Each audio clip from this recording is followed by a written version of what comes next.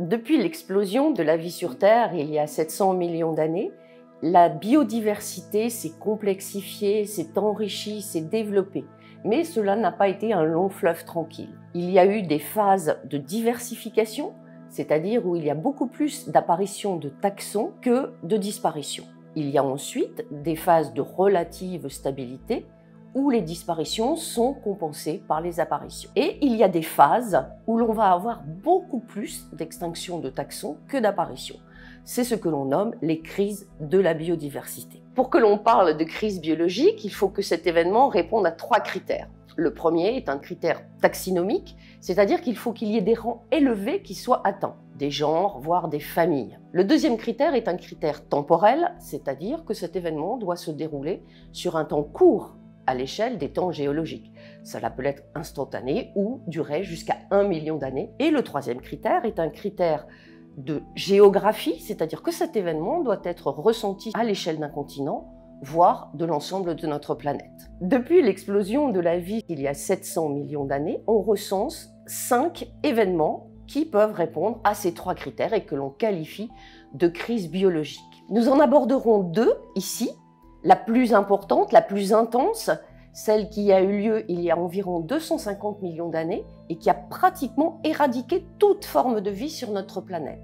La seconde, qui est la plus connue parce qu'elle a été la plus médiatisée, celle qui a lieu aux alentours de 66 millions d'années. La crise biologique qui marque la transition entre le Permien et le Trias, c'est en quelque sorte le crime de l'Orient Express parce que les causes en sont multiples. La première de ces causes, c'est une chute très importante du niveau marin qui a mis à nu la majeure partie des plateformes continentales et a éradiqué la quasi-totalité des organismes qui s'y développaient. Le deuxième événement, c'est une augmentation de la température à l'échelle globale associée à la formation d'un mégacontinent, la Pangée, et sa migration en position équatoriale. Ces phénomènes ont eu pour conséquence les changements profonds de la circulation océanique et des changements climatiques extrêmement importants pour les organismes continentaux. Le troisième événement, c'est la succession d'éruptions volcaniques de grande ampleur qui ont eu pour conséquence le dépôt des trappes de Sibérie et l'émission de volumes considérables de gaz à effet de serre qui ont eu pour conséquence une deuxième augmentation de la température. À titre d'exemple, aujourd'hui, des travaux ont montré que directement après la crise, les températures des eaux marines de surface approximaient les 40 degrés Celsius. Et le quatrième événement important, c'est une réaugmentation des niveaux marins d'eau très chaude, très pauvre en oxygène, qui ont terminé d'éradiquer les organismes qui avaient pu survivre jusqu'à présent.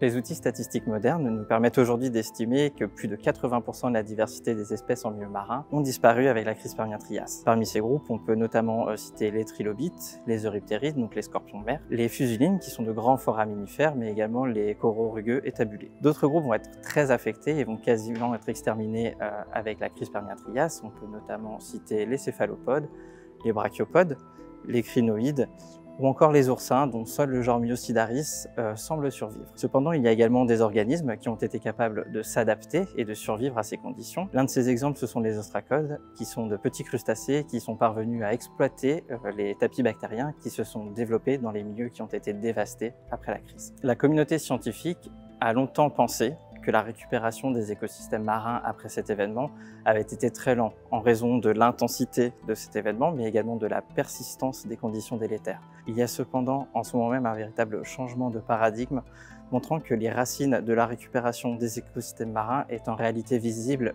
dès le début du Trias, donc assez rapidement après la crise. La crise permo-triasique a affecté aussi sévèrement les environnements terrestres que les environnements marins. Chez les plantes, par exemple, pour ne parler qu'au niveau de l'hémisphère sud, au niveau du Gondwana, on trouvait au Permien supérieur des flores dominées par des Fugarigraines qu'on appelle Glissopteris.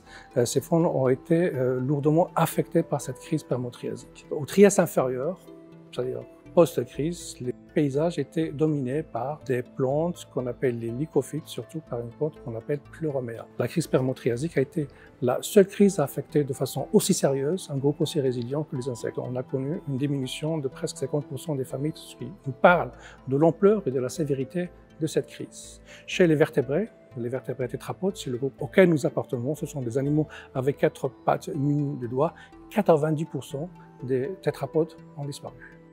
Les paréasaures font partie des groupes qui ont disparu suite à la crise permo-triasique. Vous avez ici une espèce nord-africaine, marocaine, Rhacanaceras, une espèce russe, une espèce sud-africaine. Ces animaux sont surtout caractérisés par cet os qui forme la joue, qu'on appelle le jugal, qui est très développé et très projeté ventralement, qui nous donne à leur crâne l'aspect du casque de Dark Vador de la guerre des étoiles. Un autre vertébré, un vertébré qui est emblématique de la crise permo-triasique, c'est cet animal-là qu'on appelle l'Hystrosaurus. En plus du fait que cet animal, que l'Hystrosaurus a traversé la crise permo-triasique, ses restes sont trouvés en abondance et un peu partout dans le monde. Jamais un vertébré n'a été conservé par des restes aussi abondants et avec une répartition géographique aussi large. C'est comme si cet animal-là avait dans un environnement qui a été vidé de ses prédateurs naturels et qui évoluait en dehors de toute compétition. Enfin, le groupe des reptiles, qui était très discret au niveau du Paléozoïque supérieur, ils vont connaître un développement et un essor qui va culminer au cours du Mésozoïque par l'apparition des dinosaures et les ptérosaures qui vont dominer les écosystèmes continentaux et par les reptiles marins tels les mosasaures et les plésiosaures qui vont dominer les écosystèmes marins. L'extinction de masse qui marque la limite entre le Crétacé et le Tertiaire, il y a 66 millions d'années, est sans conteste l'extinction la plus connue, puisque c'est celle qui va voir la disparition des dinosaures non aviens, c'est-à-dire de tous les dinosaures à l'exception des oiseaux. Mais il n'y a pas que les dinosaures qui disparaissent en fait il y a 66 millions d'années, on va avoir aussi tout un tas d'autres groupes très emblématiques du Mésozoïque, en particulier des groupes d'animaux marins comme les ammonites ou les rudistes qui disparaissent à la même époque.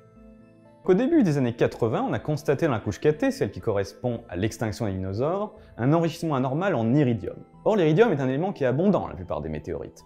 Et si on fait la somme de tout l'iridium qu'on trouve à la surface de la Terre, ça correspond à ce que contiendrait une météorite d'environ 10 km de diamètre. Et l'impact d'une météorite de 10 km de diamètre sur la Terre, évidemment, n'aurait pas été sans effet. Il y aurait eu des effets évidemment régionaux, des incendies, des séismes, des tsunamis. Mais il y aurait eu aussi des effets globaux, puisque cet impact aurait dégagé de la poussière, des aérosols, qui auraient obscurci l'atmosphère, et qui ainsi aurait stoppé net la photosynthèse, et brisé ainsi la chaîne alimentaire. Si la chute d'une météorite joue bien évidemment un rôle dans l'extinction des dinosaures, il existe en fait d'autres événements à la fin du Crétacé qui ont eu aussi probablement un rôle prépondérant. Le premier de ces événements, c'est ce qu'on appelle une régression, c'est-à-dire une chute du niveau marin global, qui conduit en fait à une réduction des environnements côtiers et probablement à des changements climatiques importants. Le deuxième, c'est ce qu'on appelle la mise en place d'une province magmatique qui s'appelle les trappes du Décan. Donc à cette époque, il y a 66 millions d'années, l'Inde qui a commencé à voyager vers le nord et vers l'Asie passe au-dessus de ce qu'on appelle le point chaud de la Réunion, et donc il va y avoir cette mise en place de province magmatique qui fait 1 million de kilomètres carrés, c'est-à-dire à peu près la superficie de la France sur la hauteur du Mont Blanc. Et évidemment, la mise en place de ces basaltes va avoir un rôle prépondérant sur des changements climatiques. Aujourd'hui, pour la première fois dans toute l'histoire de la vie depuis son apparition, une espèce, Homo sapiens, domine en biomasse l'ensemble de la biodiversité, avec tout ce qui participe à son alimentation.